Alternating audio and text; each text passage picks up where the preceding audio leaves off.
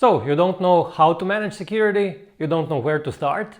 So in this video I'll explain you what is cybersecurity in the first place, also how to use this cybersecurity risk management as the core of actually handling or managing security, and also how to use ISO 27001 as a cybersecurity framework to help you out. And I'll also show you how to get some practical tips on cybersecurity using an AI-powered knowledge base.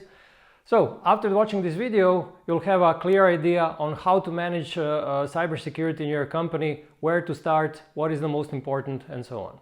And I made this video for anyone in a company who is in charge of handling or managing cybersecurity, or even for a CTO or a CEO of a small company that wants to start handling cybersecurity. And if you want to learn more about ISO 27001 or cybersecurity, subscribe to my channel, YouTube channel, by clicking this button below. So what is cybersecurity in the first place, and why is it important? Well, it's important because it protects the confidentiality, integrity and availability of your digital assets. And this is also known as a CIA triad. So basically this is done through application of various safeguards or controls. So for a cloud server you could apply technological controls like antivirus or backup, but you could also apply some other types of controls like people controls, where you actually train your employees and make them aware on how to protect this server. But you could also apply some other organizational controls where you actually define what is the process of allowing or approving the access to this server. Okay, these are examples of only a couple of controls, whereas there are hundreds and hundreds of controls that you can apply, and there is a problem.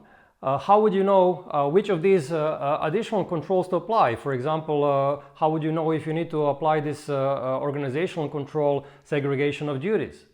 Or how would you know how much of these controls to apply, meaning how tight they need to be, how strong they need to be? For example, how often do you need to do the backup?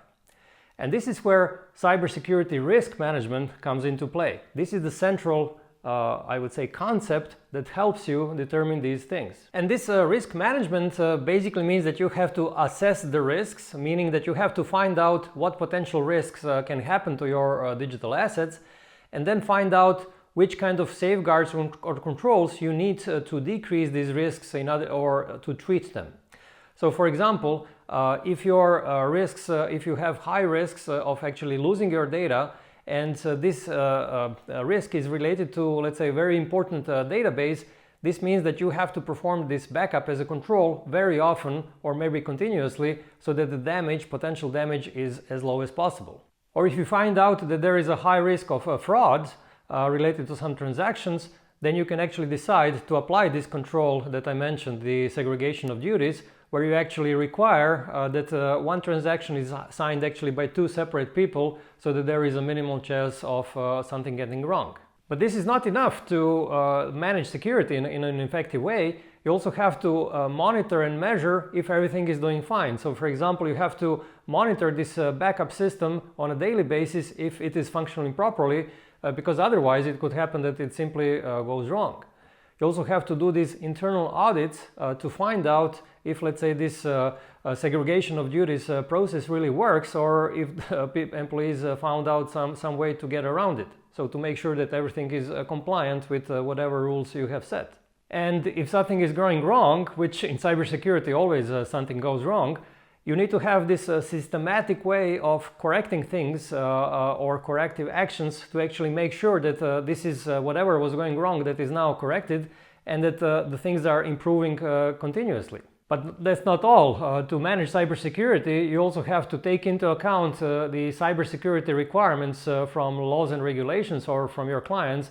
So for example, from GDPR, which demands a specific type of protection of personal data, or maybe from your client who might actually need you to implement a certain type of two-factor authentication.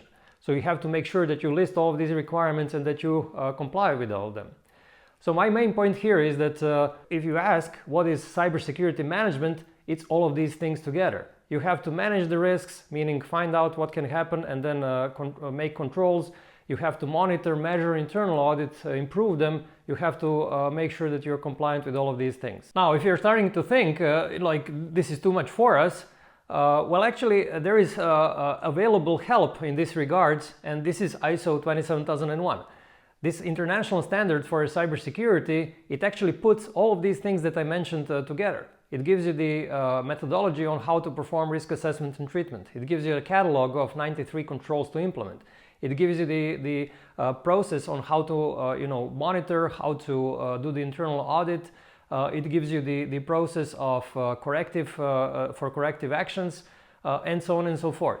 It also enables your company to get certified. In other words, you can actually prove to your customers and other interested parties that you can actually safeguard their information.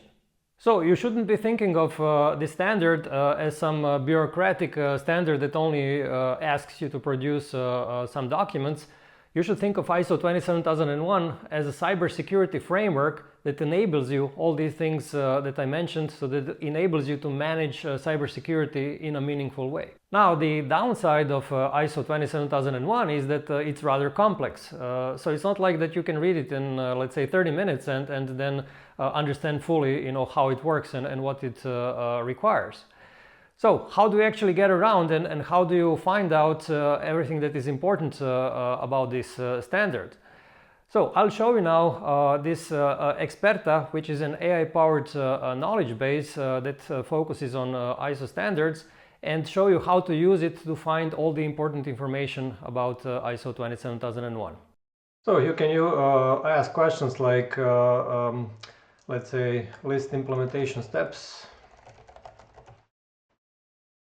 And then it suggests you the answer, and you get actually all the steps that are needed for the implementation of the standards, and you can dig deeper by asking, tell me more questions. So let's say that you're interested in security requirements of interested parties, tell me more, and then it actually provides you in the answer, the steps that are needed for this particular step.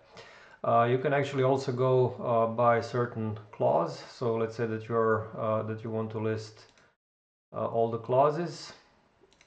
So you can actually see all the main clauses here, and that you want to see, let's say, all the clauses related to technological controls, and you have the list of all these controls. Let's say that you're interested in backup, so simply click backup.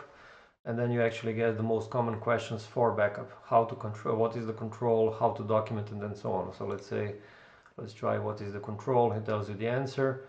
You can continue asking questions like, let's say, who should be in charge? And then you have the answer. Also, how to implement it. It gives you again the answers, what will the auditor look for, and so on and so forth. So basically this is something that you can use for getting all this knowledge. Okay, I hope this was helpful and that you learned how to manage cybersecurity and how ISO 27001 can help. And to open a free account at Experta, you can click this link, and then you can start exploring into the depth of this standard.